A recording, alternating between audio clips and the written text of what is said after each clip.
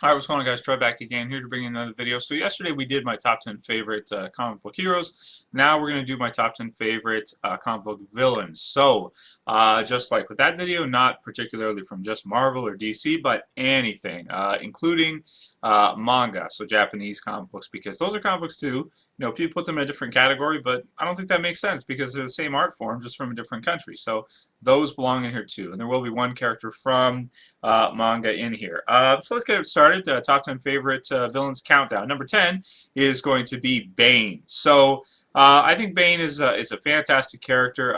Very exciting to see him and his interactions with Batman. Everything that happens between them and Nightfall. How he is actually able to defeat Batman and beat him is something just crazy to see, because up until that point we really hadn't seen any other characters actually defeat Batman.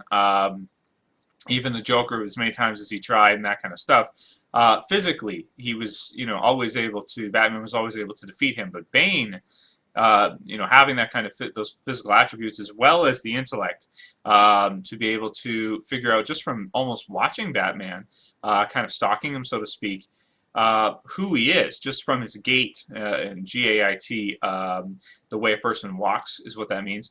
And they're like the way they move and that kind of stuff. Just from he's so intelligent that just from watching him, he's able to tell that's him. That's him right there. And he figures out that Bruce Wayne is Batman, goes after him, and basically takes him down. So I love that entire story arc.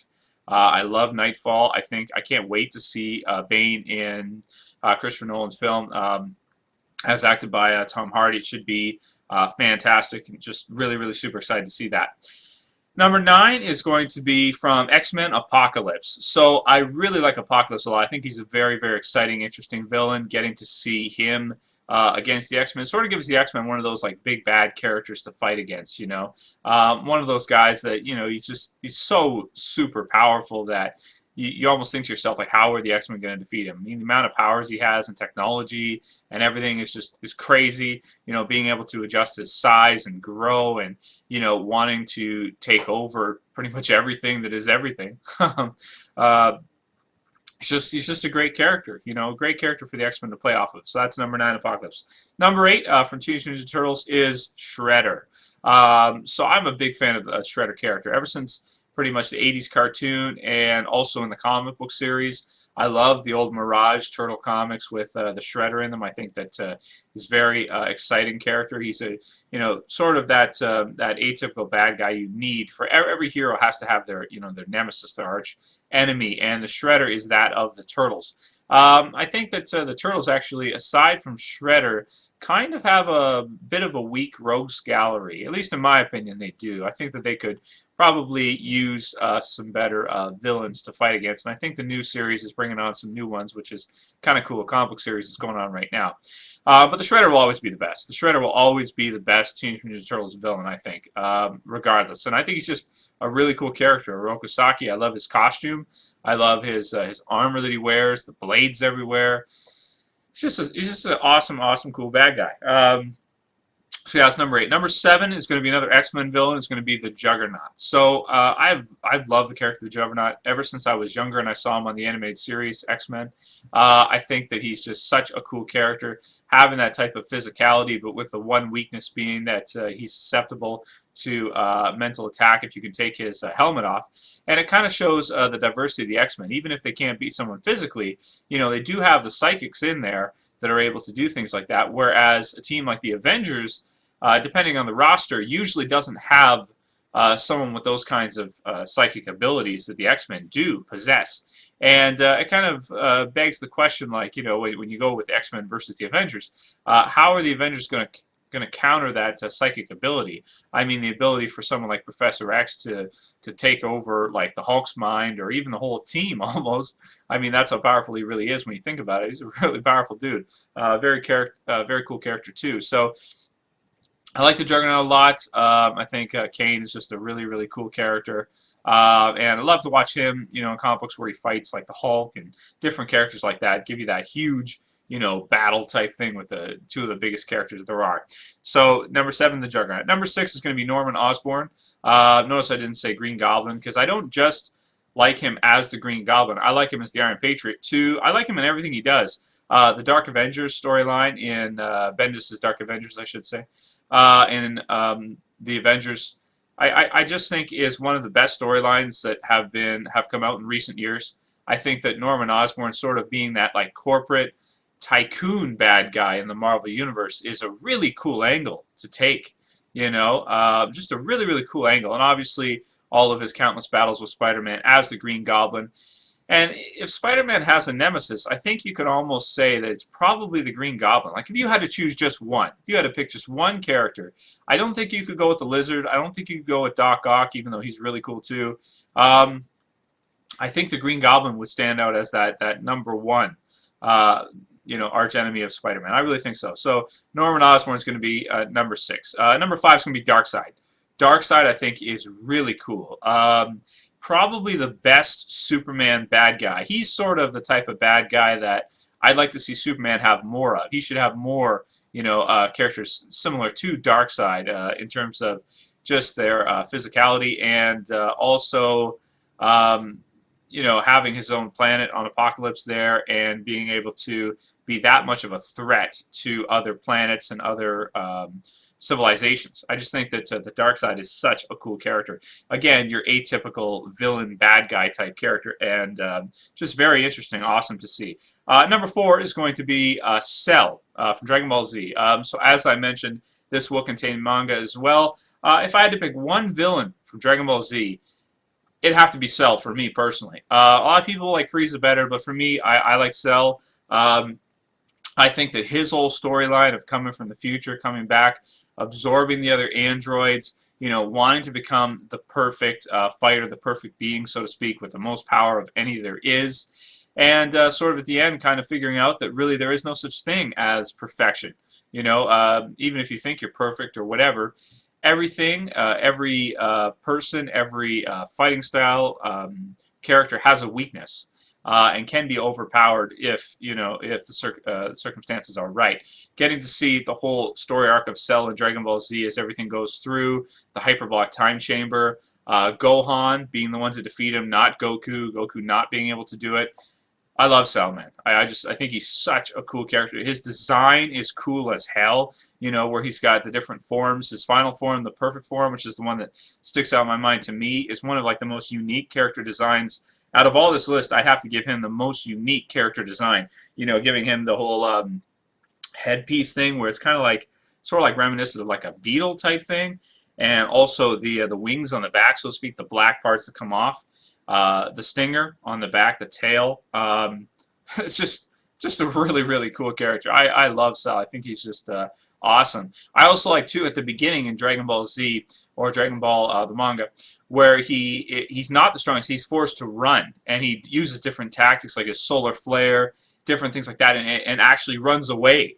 So he's one of those type of villains that even though he has that Saiyan pride, he's not stupid, and he wants to become the most powerful. Talking Vegeta into letting him become perfect, I think is really, really interesting. Knowing that Vegeta's pride would never allow anyone to kill Cell before he could become a true challenge, and sort of convincing him that way. So Cell is awesome. Number 3, we'll go back to Marvel for this one. Is going to be the Red Skull. The Red Skull is one of my favorite villains ever. Always has been. I think he's just such a cool counter to Captain America's patriotism. On one hand, you have the patriotism of Cap and how he stands for freedom and everything. On the other side, you have the Red Skull, who's exactly the opposite of that. He stands for Cap stands for freedom, and the Red Skull wants to take that all away. He's a fanatic. He is a very cool looking character. Aesthetically, his design is cool, I think. The way that he creates these masterminded plots, sort of similar to like a Doctor Doom type thing. Also with wanting to just basically take over everything and just having some cool diabolical plots, mixing in some kind of like science, not real science, but sort of comic book science with it and everything. I just think he's such a cool character and a great counter to Captain America. So that's number 3, the Red Skull. Number 2 is going to be Magneto. IGN has him at number 1, but I think he should be at number 2. He's also like an anti-hero. Right now, he's not necessarily your atypical bad guy, so to speak. He never really was a bad guy. He just stands for his people, you know, just like many others have in the past and many in real life. But what he does to others kind of makes him a bad guy in some ways. But he does care about his own people, and he does want to protect them and do everything he can for them. And I think he's a great villain to counter the X-Men. Really cool villain. Also, I like to see him, you know, face off with Iron Man and other characters too. He's just so powerful, you know. It's just it's crazy. Because you think about metal is everywhere, and power of magnetism is really going to be something useful in the real world too. If somebody did have that, I like. Is it Ian McKellen, I think, or the guy who plays him in the X-Men movies? I might be wrong about that. McKellen. He also plays Gandalf. I think he does a great job as playing Magneto. I think he's awesome in all the X-Men movies. And then we'll leave it off with number 1, so the greatest villain in my opinion. I disagree with IGN. I don't think it's Magneto. I put Magneto at number 2. Number 1 has to be the Joker. Has to be, in my opinion, the Joker. I think the Joker is the most interesting villain that's ever been created. He was inspired by The Man Who Laughs from the old, I think they're English films or German, I forget. But you know, just kind of that counter to Batman, where Batman is a hero, but he is brooding and deep and dark. To have a character that is evil but bright and you know, happy, it is a very interesting twist on things. You know, your atypical hero is usually happy, usually you know, positive, and to see things just shifted like that in the whole Batman versus the Joker type of situation, I think is very interesting. The fact that he not only will do things that are wrong, but that he loves it and that he enjoys it is psychologically, I think, very interesting to anybody who reads it. And you kind of think to yourself, like why does he, you know, like why does he enjoy this so much and laughing about it and whatever he does, it could be killing somebody or whatever. Not only does he not feel bad about it, but he lives for it. He loves it, you know, representing true chaos. And also too, a lot of people, like clowns, scare most people, you know, at least evil clowns. So yeah, I mean, the Joker's the best. My favorite interpretation of the Joker, I like different ones for different reasons. I love your atypical comic book Joker. I think it's a lot of fun too, as well as the ones that have been portrayed in the movies through Heath Ledger's Joker, which is legendary, the best, probably the best portrayal of a character from a comic book in any movie ever, I'd say, probably. Jack Nicholson's Joker is fantastic. That's like your classic golden age Joker brought to life in film. So I thought he was really good too. A lot of people don't like Jack's Joker. I love Jack's Joker. I think it's awesome.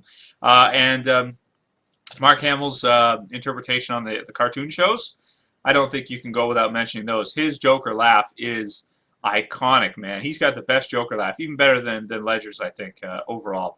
So yeah, number 1 has to be the Joker. So that's my top 10 favorite villains list. If you guys missed it, I did my top 10 favorite heroes list yesterday, so check it out in the channel. Yeah, that's pretty much it. If you guys want to submit a video response with your top 10 favorite villains, feel free to do so. I will set it to automatically allow for video responses, or just write in the comments below what you think. Later, guys.